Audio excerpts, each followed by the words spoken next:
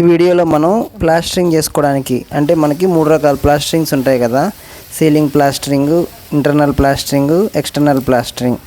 అంటే స్లాబ్కి చేసేది గోడలకి లోపల పక్క, గోడలకి బయట పక్క. వాటికి కావాల్సిన జల్లెడ సైజులు అనేవి చూద్దాం. ప్లాస్టరింగ్ ఏదైనా కానీ మనం డబుల్ కోట్ చేసుకోవచ్చు, సింగిల్ కోట్ చేసుకోవచ్చు. ఫస్ట్ సీలింగ్ ప్లాస్టరింగ్ డబుల్ కోట్కి ఫస్ట్ కోట్కి వచ్చేసి 2.36 mm సీవ్ అయితే కావాలి. అదేవిధంగా సెకండ్ కోట్కి అయితే 1.18 mm జల్లెడ అనేది కావాలి. సింగిల్ కోట్కి వచ్చేసి 1.18 mm జల్లెడ అనేది సరిపోతుంది.